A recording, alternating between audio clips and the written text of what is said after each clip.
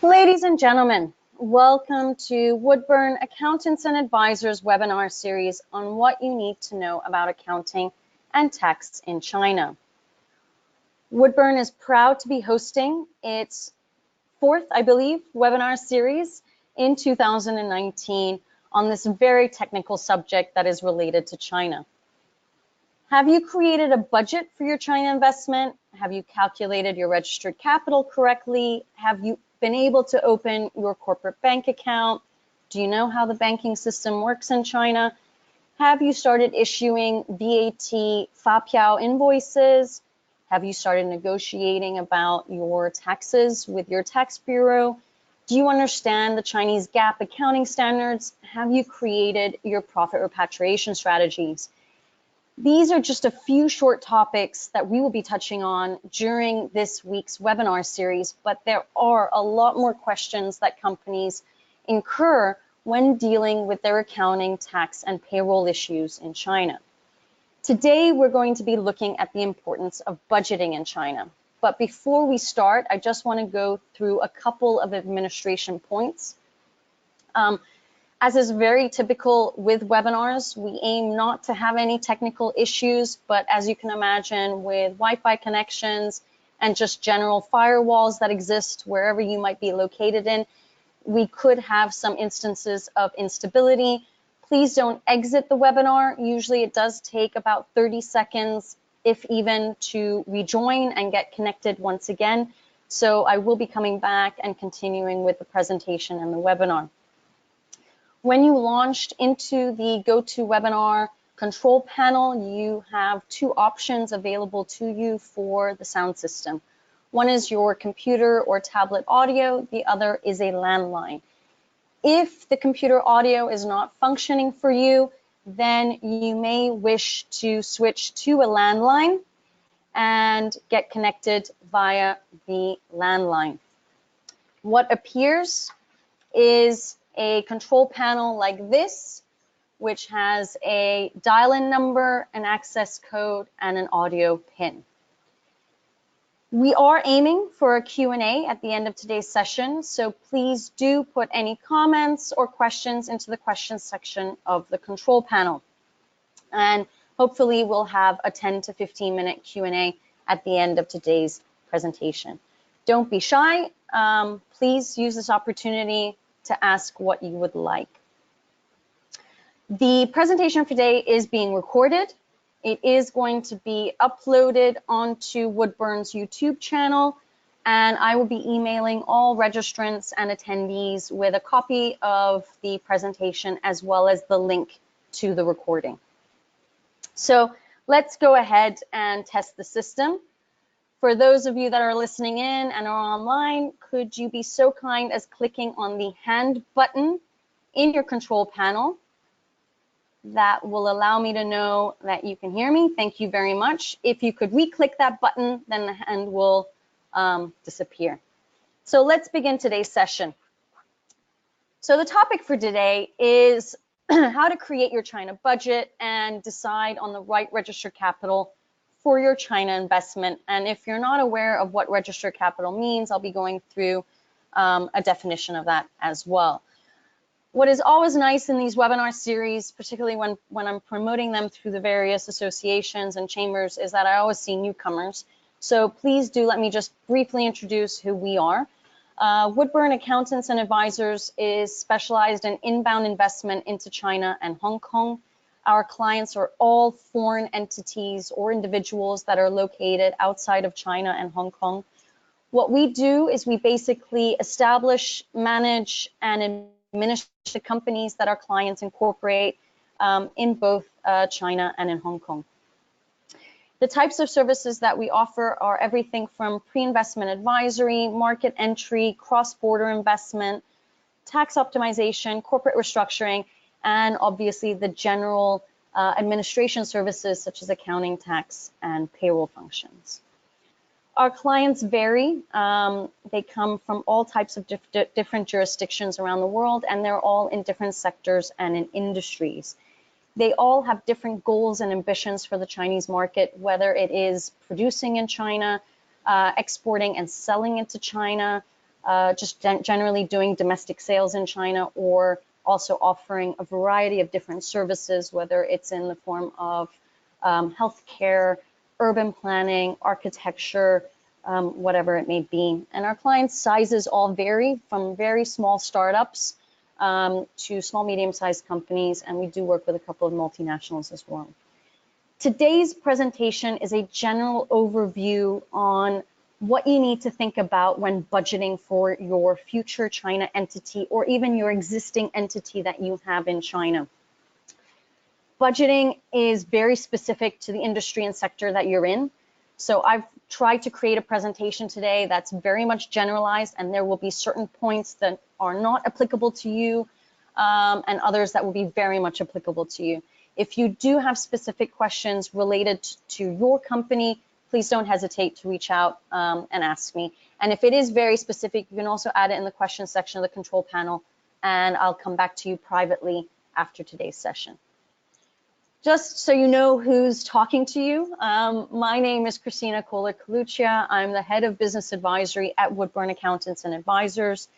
I've been in this industry and sector of corporate services for the last 15 years. When I first landed in Shanghai in 2003, I've been helping a number of companies going into the Chinese market, as well as expanding within the Chinese market, as well as purchasing companies and selling companies, etc. So this is just a little bit of my background. You can learn more about me also through my LinkedIn page. So let's get started with today's presentation, which is budgeting your business in China successfully. And I'm going to be covering three main topics today, which is why is it important in China to create a budget? How do you create the budget for your China business? And we're going to be looking at certain things that are specific to Chinese businesses. And we're also going to look at how to check your actual numbers. So once you start operating, looking at your actual financial figures and matching them along with your budget. And also why is this important? So as I mentioned earlier, I meet a variety of companies and individuals that are going into the Chinese market. And particularly for those that are startups and for small, medium-sized companies, I'll probably be meeting the business owners that don't have a financial background. Or I'll be meeting the sales managers that also are not CFOs or finance people. And when I start going through the details of what it takes to actually establish a company in China, and I ask them, how much money are you planning on putting into the Chinese company to build it up and maintain it, their eyes glaze over, and the thought that they have to think about numbers that don't involve them, it feels overwhelming. And if you aren't a finance person, then generally budgets are probably the last thing you want to consider. And most people think it is a constraint because they just don't know how to do it. They don't know how to make it simple for themselves and their company. And also they feel like if they do create a budget, that they're constrained by it, that it doesn't give them any form of flexibility. And sometimes it causes them to feel depressed because they're also realizing they're not reaching their goals. We need to take all the emotion out of creating a budget. The budget is something that is supposed to act as a guide, okay? It's supposed to be there to keep you in control of your operation in China. And I think this is something that really needs to be taken on, is that it's going to allow you to have control over your business. So that if there are successes, you know that they are successes. If there are obstacles or failures, you are aware that they are obstacles and failures, versus just, I don't know, trudging along and things happen and you're thrilled, but you're not really, you think they thrilled, but when you look at the financials, they're actually not something that you should be thrilled by.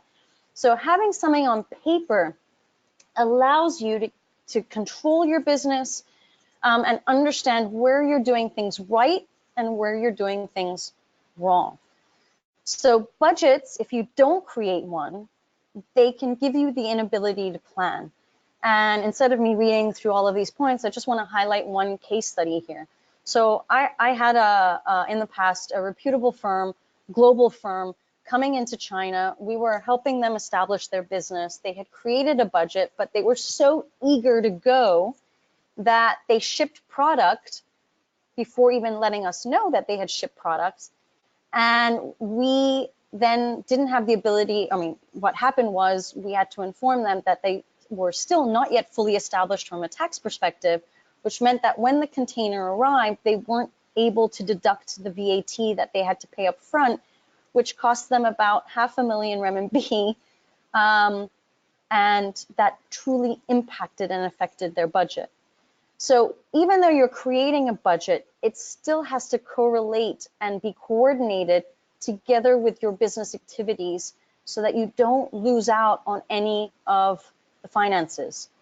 The budgeting allows you, but it needs to be coordinated with finance people. So someone that you're working with, either you're hiring a CFO or you're hiring a finance person, or you're outsourcing it to help you to coordinate all the various steps that are involved with every transaction that you're doing, okay? So the budgeting should be something that gives you the ability to plan. Now, the benefits of budgeting, particularly for your first year of operation in China. So if you think about it, you are saying, I'm going to go into China, I'm going to establish an entity there. You've made that decision, you then have to create a budget, okay? Why do you have to create a budget there and then? Because the budget is going to help you to identify what is your registered capital. In China, when you incorporate a limited liability company, you are required to define a registered capital amount, which is your working capital. It is funds that you are going to be transferring over from the shareholder to basically build up your business and pay off all of your initial expenses, whether that be rent, salaries, product, whatever else might pop up. So it's everything that's going to help you to build up the business. Now, in the past, the government had allocated minimum capital requirements. I'm thrilled to say that these are gone because a lot of companies, especially those that felt budgeting was too overwhelming for them, would just designate the minimum amount without actually calculating how much they needed. The beauty of the fact that you have to appoint or define a registered capital amount is the fact that you have to create a budget to understand how much money do you need in China to build up your business. Now, my rule of thumb, and I'm glad that the government has revoked the minimums because it's forcing now companies, and I'm also trying to push nicely companies to create budgets so that they can see what their expenses are going to be, what type of revenue levels they're going to achieve within their first years of operation. So if you're predicting that in the first year you're going to end up with 3 to 4 people, you've got to calculate at 1 month are these people going to start, what are their salary levels, what are their social insurance levels, what's going to be the total payout of the company, etc. Having this amount really will keep you in control, financial control of your organization when you're starting up your China operation. And it's going to help you focus on your general and overall investment goals, okay? If you are a startup and you are looking for investors, then in any case, your investors are going to ask you to create a budget. They're going to ask you, how much money do you need to go into the Chinese market? For those of you that are already in China and you're looking for new investors to join, you're also going to have to create a budget and ask, how much money do you need from these investors in order for your business to be successful? So by creating the budget and controlling that budget, seeing how much you're actually spending, it is going to help you to focus on your investment goals and report back to your investors about how much money you're utilizing and whether you need more. It makes you aware of what's going on with your money. Now, when you're starting up a business, obviously you're very excited about every opportunity that falls at your feet. And especially in China, where the business goes so fast, you're so excited, you're ready to start everything up. Everyone is talking so proudly and fondly of your business and how successful it might be. You're only thinking of, you know, the stars and the dreams, etc. But if you don't budget and you then don't control your actual financials, you don't know where your money is going. and you might be overspending. And overspending is the key problem that companies face in their first few years of operation. Because you might have budgeted for, let's say, I don't know, 50,000 renminbi in marketing costs, but because so many opportunities fell at your door and you thought they would be great opportunities, you now have spent 150,000 renminbi without even realizing it. And you didn't control yourself. You didn't say, okay, I need to do a trade-off. This opportunity popped up. I think it's going to be better than the other marketing initiative, but I've got to stay within this 50,000. So it makes you aware of what you're spending money on. It helps you to organize your spendings and your savings. It makes you decide in advance how your money will work for you, right? And you've got to stay on that track. But like I said, a budget is something that should be flexible. It shouldn't be a deterrent. So if you see a better opportunity pop up, then do a trade-off. Cancel something out. In China, there are constantly obstacles that are going to come your way, whereby you will probably have to spend some form of money to get out of it. So there are always going to be unexpected costs that arise. And in your budgets, you should always think about having a line item for unexpected costs.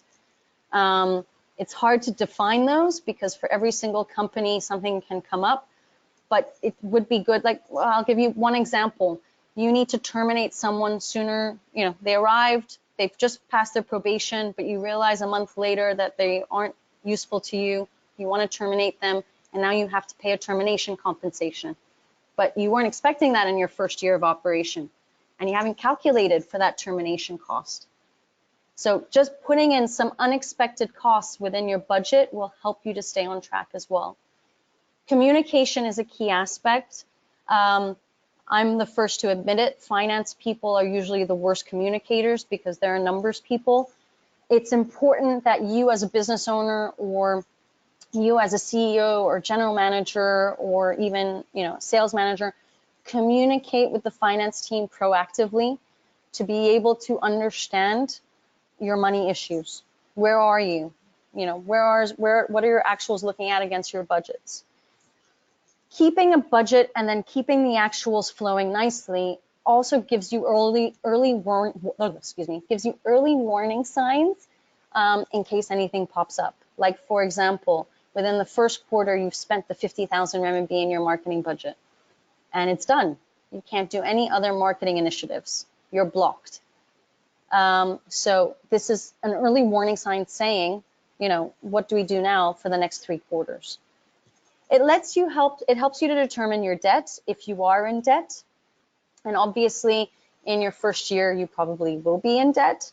And it helps you to produce extra money in other forms that might pop up, other opportunities that might pop up from commission amounts or new business opportunities as well. Now, a budget, and obviously, this is sidetracking a little bit, cannot go anywhere without a business plan. So obviously, this is even more daunting for a lot of startups in China or businesses in China, where now I'm saying you've got to create a business plan together with a budget. Okay, the two have to go hand in hand. The business plan is there in order to be able to guide you with the market, your customers, your competition, your general marketing initiatives. What are your overall objectives and goals for the business? Not looking at the numbers. What are going to be your business KPIs? And then also doing economic forecasts, such as looking at what potential issues or problems there may be. So I'll give you, in my industry, a big potential problem right now for corporate service providers, especially in Hong Kong, is the political instability. We have a lot of potential clients that are not sure whether they should be investing into Hong Kong. Did I budget for that in January? I most certainly did not, right? And things have changed. So I have to adapt my budget now based on income and revenue on the political instability that's occurring right now in Hong Kong. So there's a lot of different economic circumstances that might cause your business to have issues along your China journey. And this is why I say your business plan together with your budget have to be two extremely flexible documents that have to be updated, if not monthly, because monthly I feel is a bit much, but at least on a quarterly basis to keep you on track of your China journey and help you to report back to investors, help you to report back to the headquarters on what is actually occurring in the market. Now, as I just highlighted, you've got to remember that business planning and budgeting is only effective if it's an ongoing process. Okay, and I have a lot of individuals and people I've met that will create a most detailed and fantastic and impressive business plan with PowerPoint presentation and also budget, and then put it in a desk drawer and not look at it ever again until the next year. What's the point of having done it in the first place? Your business plan is your guide. It's your guidebook for what you want to achieve in China. Your budget is looking at the numbers and how much capital do you need in order to be able to achieve those goals. This is an ongoing process, right? Things are going to change constantly. And by doing that, by making it an ongoing process, it allows you to act extremely quickly where necessary and react very fast to certain events. Like, for example, for us, the political instability in Hong Kong is making us realize that, you know, a lot of companies are a bit hesitant about going in at the moment. So the next step is how to create your budget for your China business, right? And looking at the variables that exist. So one is looking at the projected cash flow. So let's say you have decided that you are going to be investing 100,000 US dollars in registered capital. Now, the beauty in China is the fact that this 100,000 US dollars doesn't have to come in all at once. It can if you want it to, but it can also be brought in installments. I have clients who are hesitant about leaving so much money in the Chinese bank accounts, and so they prefer to bring it in step by step. In addition, there are also companies who need these funds for their other businesses, so they can't bring in the 100,000 all at once. Others do. Depends on your business, your headquarter decisions, etc. If you're going to bring in the 100,000 US dollars, you're going to start spending, and you need to know what your cash flow is going to be month to month. And there are going to be certain items that are stable. Rent is stable, at least for the first year. There might be an increase from your landlord for the second year. Salaries are going to be stable for the first year. There might be commission payments. There might be bonuses for the end of the year, but pretty much the month to month is stable. There might be other cash flow items that are also stable that you can then calculate. So just by projecting your cash flow, you'll understand month to month how much money you will need and how much money you're going to have left over. When you're looking at your costs and expenses, generally there are three types of costs and expenses. You have fixed costs, you have variable costs, and you have the one-off capital costs. So one-off is, purchasing all the computer equipment, furniture, printers. Now, you might not have so much capital costs if you go into a business center, for example, because they'll give you all of the furniture pieces. You can use their printers. So all you will have is laptops for your staff and maybe mobile phones. But in terms of all the other items, you have to make calculations. Now, a lot of people say, well, how can I make these Talk to suppliers.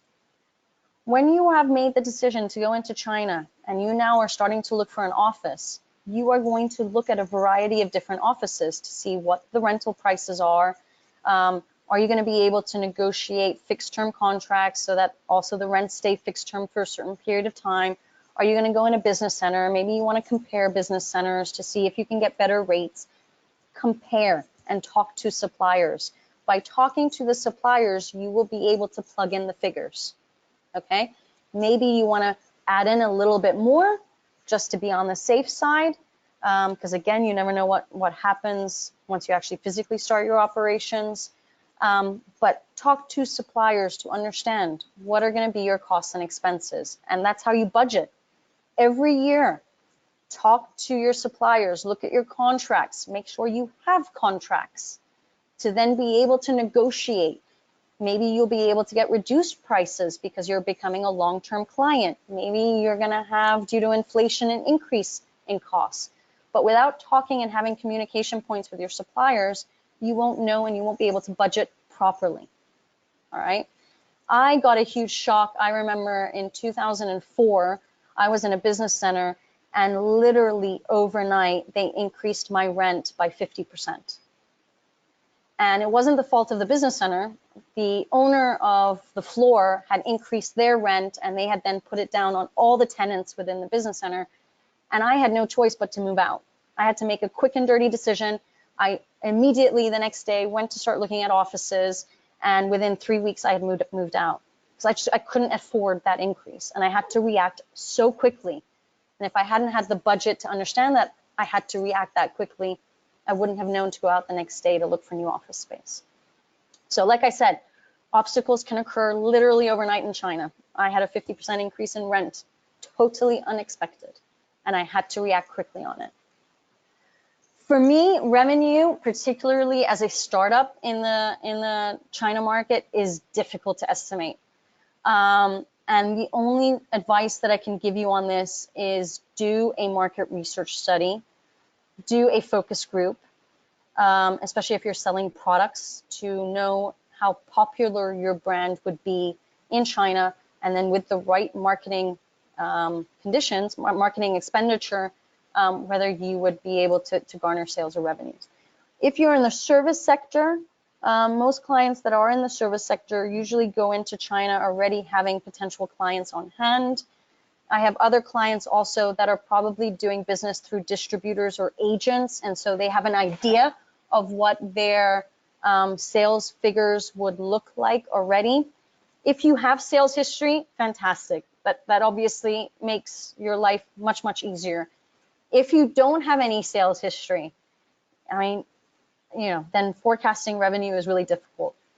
At this point, if you don't have any sales history and you don't even have a pipeline, then be very conservative. Don't be too optimistic, because that can get you into a depression if you don't reach those figures, right? Be conservative, especially within your first year of operation, so that if you then do surpass that, it's a nice surprise.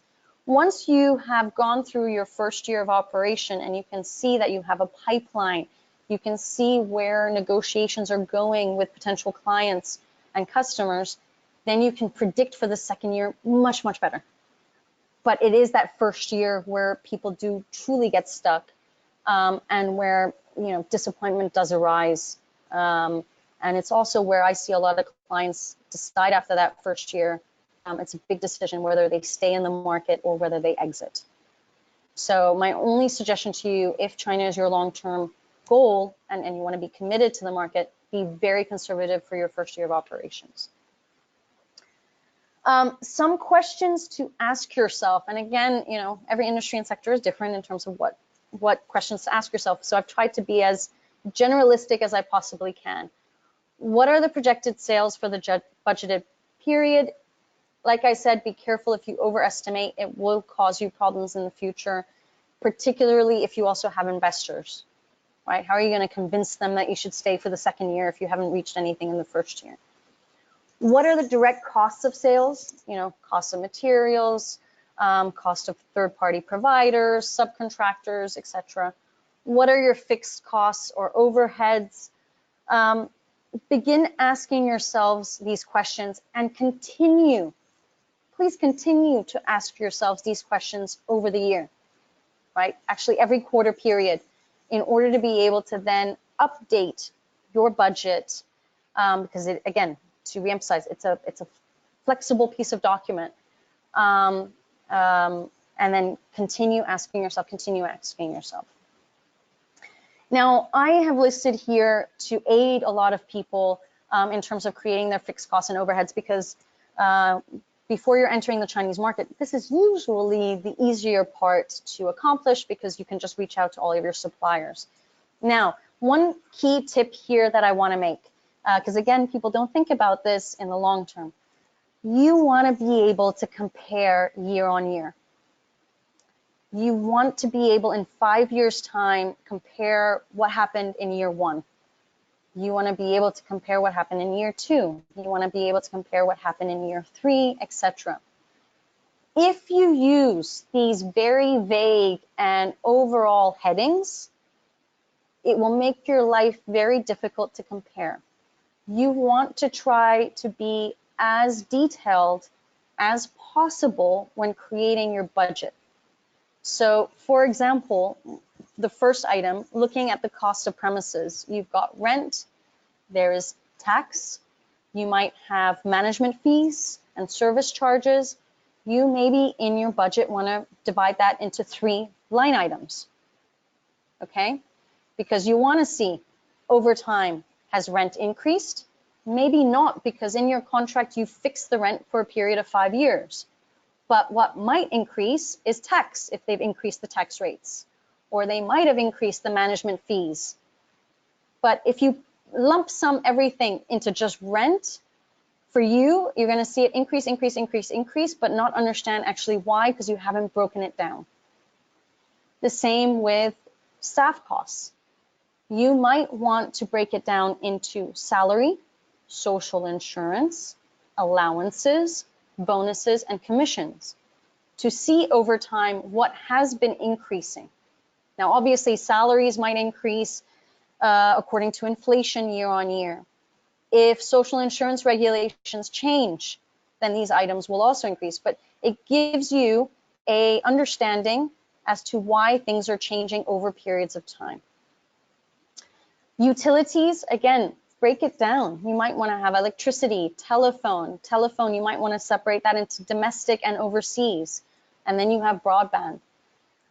Printing is the same. You might want to have, QID services, the local courier services. You might want to have international courier companies, and then stationery and printing broken down into 4 items. Vehicle expenses and equipment costs. This is going to be very specific to your own companies. Looking at advertising and promotion, you might want to separate each marketing initiative under advertising and promotion, so that you can say for next year, you know what, this marketing initiative didn't work, it cost me this much, I'm now going to find a new initiative and take over that cost. If you don't break it down like that, you won't know how to analyze for year 2, year 3, what you want to remove and what you want to replace and what you want to add in. Travel and travel expenses, travel costs. I highly recommend that companies create budgets for their staff members that are traveling, to make sure that there is a budget for hotel costs, there's a budget for, travel expenditure, meals, etc. And you might want to approve trip costs prior to them actually occurring, so that you have a control over the travel expenses. And obviously, you then also have legal and professional costs. So this can go into so much more detail. You can have a trademark lawyer, you can have an insurance company, you can have legal fees, you can have a PR company, you can have a marketing company, you can have an accounting firm, you can have a recruitment firm. There are so many different professional costs that it can arise. And again, you may want to break this down so that you can actually see very clearly where your expenditures are and how things are increasing. So I've gone into a bit of detail, particularly into the costs of things, but the same should happen also for revenue. If you've got one product that can be adapted in 10 different ways, you should have under your revenue line items the 10 different ways, so that you can see which types are more successful versus others. The same with cost of consulting as well. So you've created your budget, and the key part obviously is having a financial action plan. Making sure that things are linked together, so that your revenue, for example, is linked with the cost of goods or services. Everything should kind of match together. If revenue is increasing, you will obviously see that you're hiring more people. Things have to match so that you have the ability to benchmark and then also create key performance indicators or drivers to be able to match and consider your business. So how to actually now look at the third step, which is to check that your actual numbers match your budget along your China journey. So the beauty in China, I think, is the fact that if you are a general VAT taxpayer, then you need to pay VAT on a monthly basis, which also means that you need to create your financials on a monthly basis. I would like to promote also that if you're a small scale taxpayer, you should be doing your financials on a monthly basis as well.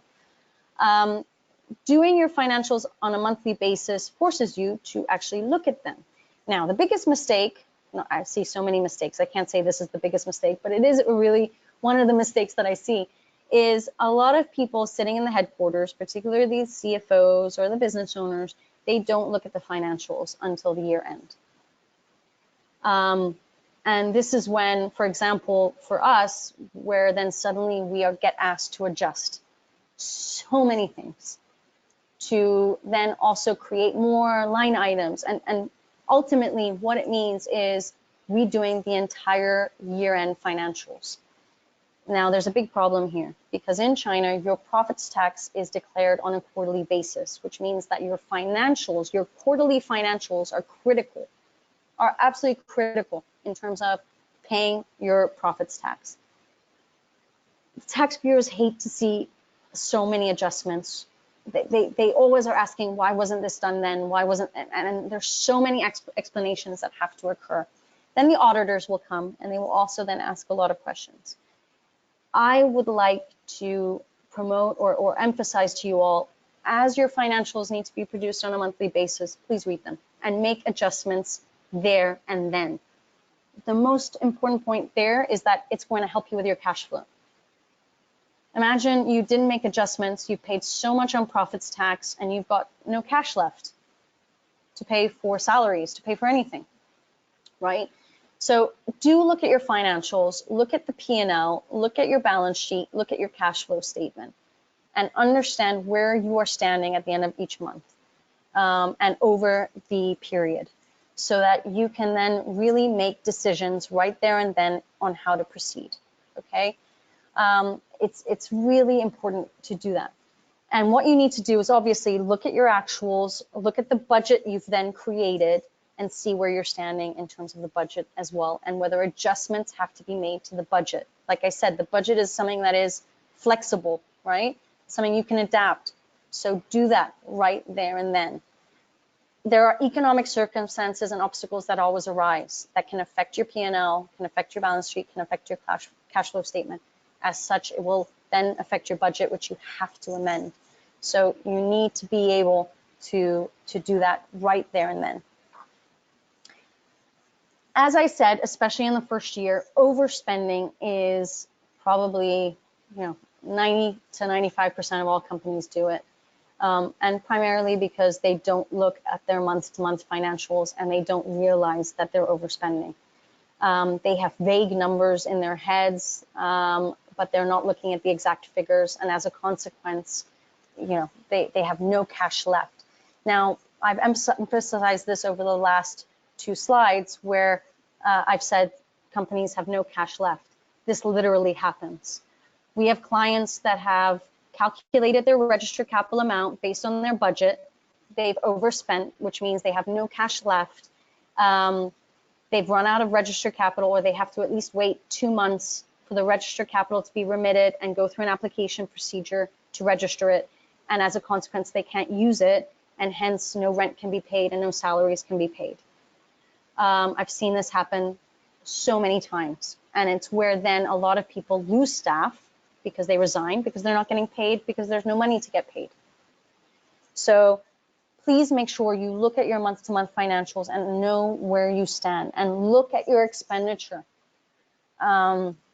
I've also seen a lot of clients, because they feel their business is increasing, they hire more people without looking at their budget. And again, they're realizing they don't need all of the staff. So again, it's really important to analyze step by step. And as you grow, maybe you're now in year 4, year 5, you're going to have various departments. You might have a sales department, you might have a customer service department, you might have a production department, you might have an HR department, etc. All of these different departments might not be communicating one with another. So it could very well be that your finance department doesn't know what's coming, what's happening.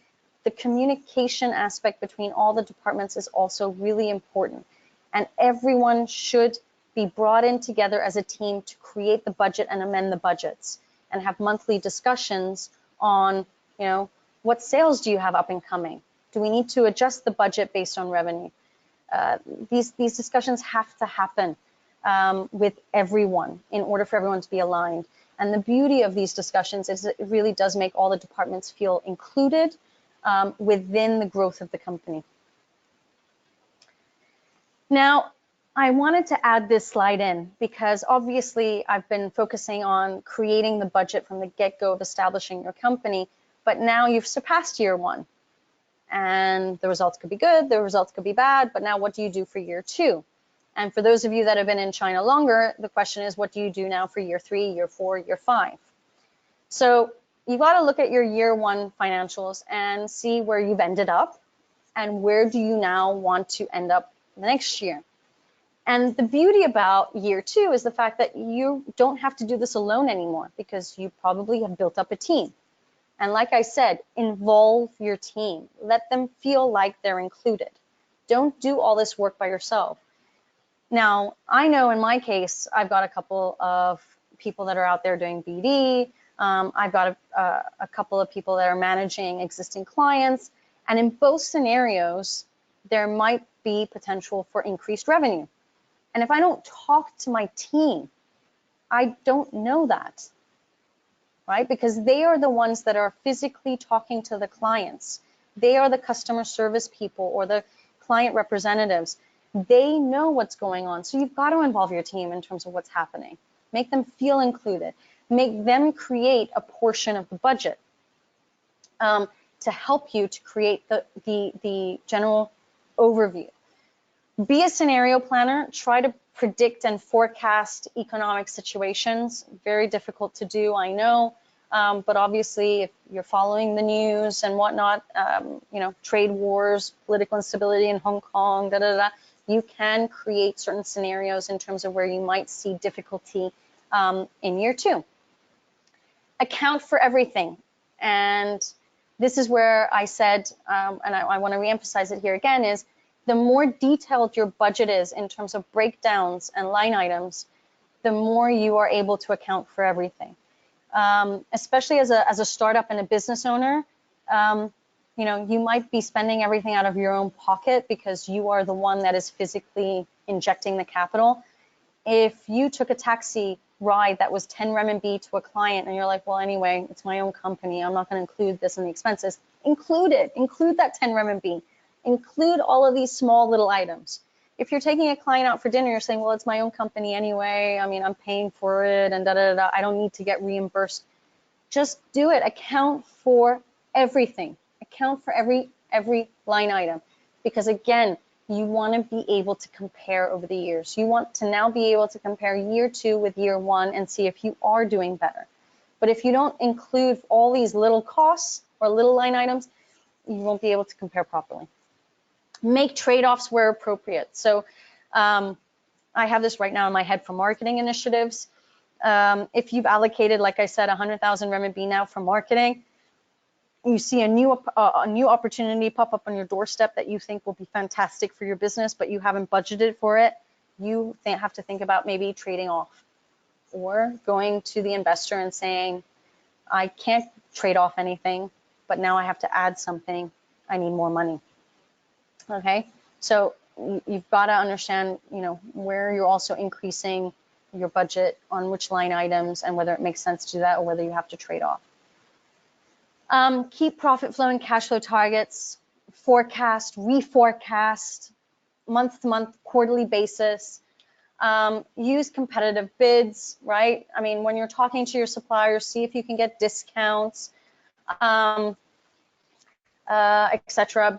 Be wary of giving discounts in year 2 for clients, but if you feel like that's the only way to garner business, account for those discounts in your budget. so you know how much discounts you're offering to people and at what points in time. And last but not least, use the right tools. So if you're not outsourcing to a provider who has the tools, make sure you are investing in the tools within year 2, which means having your own accounting software system, and having the right management tools where you can create budgets online, adapt them easily. Maybe you want to be able to share them with certain key people within the organization. Think about investing in this planning type of software to then make your life just a little bit easier versus using Excel, which I'm sure most people are using to create their budgets and forecasts. So for your year 2, year 3, year 4 journey, again, I wanted to list some questions here that you should be asking yourselves. In terms of revenue line items, will you keep prices the same in year 2? Will you lower them? Will you raise them? Will you be giving discounts? How much discounts will you be providing? Will you create a level of discounts? Do you plan on entering new products, new services? Are you going to target new customers? Are you going to have new sales revenue line items? If so, make sure that you are creating new line items and subheadings within your budgeting system. If you are doing that, what are the resources involved in terms of creating these new line items? What is the additional revenue? Does it make sense to create these? Will your cost of goods or services change? So if you're using third-party providers, logistics companies, for example, or customs agents, are their fees going to increase? Just simply based on inflation.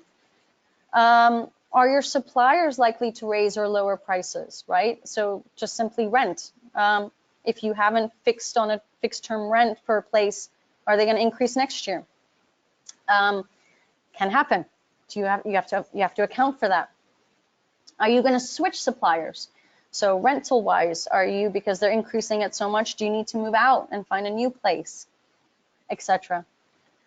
Now, the point 6, I think, is also very, very important, because it is one thing I think that is important to also retain employees in China, is in year 2, are you going to start training your staff?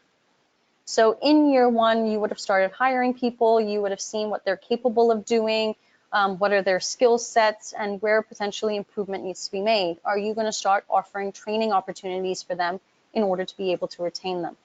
And how much are these training opportunities going to cost you? And are you going to be pursuing any special projects or initiatives that didn't occur in year 1?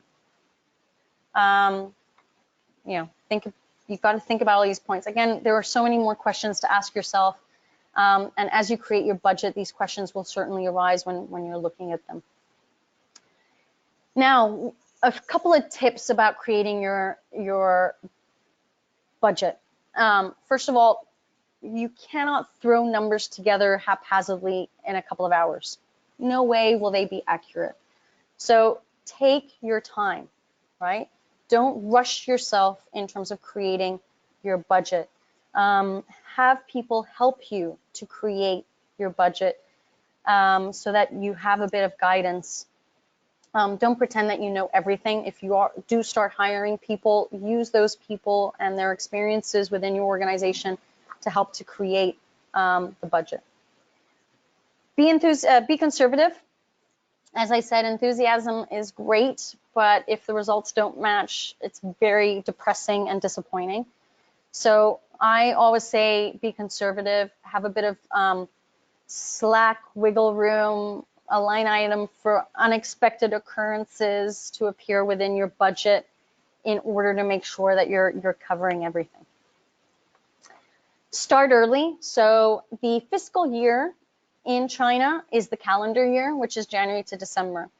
So at a minimum, you should already be starting to budget for your business in October, so that you have all of October, all of November, all of December to create your budget, and you're working on actually 3/4 of the year's financials. So you would have seen what has actually happened from January to September to be able to then create the figures for the following year. And again, it's a document that's adaptable. So if things change in October, November, December, it's a document that can change, right? But you need that document to be finalized so that as of Jan 1, you can start off with a clean slate and use that budget to guide you. Monitor, evaluate, and reforecast. Again, don't put your budget and your business plan into a drawer and never look at it again. These are documents that are adaptable. So, maybe monthly is too much for you, especially if you're starting to grow your business. It will probably be too much for you to look at. But what you could do is also create an hour or 2 hours out of your schedule with your accountant to say, I want to have a video conference call, a meeting, in order to be able to sit down, go through my actuals, look at my budget. And in many cases, this might take less than 2 hours to accomplish, and you're doing it month to month, and you're allocating just 2 hours to be able to do it. If you keep doing it like that month to month, then actually the time spent decreases over time because you're just simply organized. If you do it on a quarterly basis, you may need more time to spend in one get-go to review, monitor, and then also be able to reforecast. But please do it often enough. I tend to like to end presentations with keywords. So just from this presentation today, the first thing is create a business plan when you're going to China. If you are already in China, what's stopping you from creating a business plan now? Create a budget before you go to China and maintain that budget continuously. If you haven't created a budget in China, create it now and utilize it in order to be able to control your financials and your business. Make things simple. So I know I went into great detail about creating as many line items as possible. If things aren't popping up to you, then create something that's simple, easy for you to follow. All right, but in that case, it might not give you the freedom and opportunity to compare later on, but it might help you at that moment in time in terms of just time management and time spent. Create a budget that gives you freedom and opportunity to take on things that pop up. But don't forget, whatever opportunity arises at your doorstep, please make a calculation what the return on investment will be. A lot of people, have opportunities that fall on their doorstep in China, but nobody makes the calculation. Is it actually an opportunity? Is it a worthwhile opportunity? Let me make a calculation now. If I have to spend X on sponsorship, what am I going to get in return? Okay. I always feel knowledge is power. So the more I know about my financials, the more I can read into my financials, the more I know about how to handle my business. And definitely it takes time to do that. You need practice, you need understanding, and you certainly need patience. But once you have the ability to do it, it really does guide you. And watch your investment. So what I basically mean by that is actually read your financials month to month, or at least quarter to quarter, not at the end of the year, and wonder then why. Just a bit of a tidbit here. I have met a lot of companies who can't even read their financials because they've never asked for English translations. So they've had an investment in China for a few years. They've never been able to read the financials. They've never asked for translations. They don't know what's going on. And also on top of that, they don't ask questions. So if you have done all of this planning to invest in China and you're committed to the market, make sure at a minimum you read your financials and you know what's going on. So let's get on with the Q&A. So at this point, I'm also now the moderator, and I'll go through a couple of questions that have come in. We don't have too much time, but allow me to just go through it. So one question that's come in is, when we budget for our China investment, should we only budget for year one or longer? So I assume that you're asking this from the point of view that you haven't invested yet, but you're about to invest. So you are budgeting for a China investment, and your question is, do I do year one, year two, year three? The more years you can calculate for, the better it will be. So I've highlighted here, at least calculate year one so that you're calculating your registered capital amount. If you have the ability, then definitely try and budget for more years, at least 3 years. So year one, year two, and year three, in order to be able to have a grander overview of what your business might look like after 3 years. I have some companies that I know of, especially larger ones, that do it over a 5-year period. But if you are a startup, the key thing there will be to ask your investors, are they satisfied by just looking at the first year of operation, or do they want to see year one, year two, year three of operation before even entering the market? The next question that's come in that's quite interesting is, in your experience, what have you seen as the most common errors in terms of budgeting? So one item that I've mentioned a lot throughout the presentation is overspending.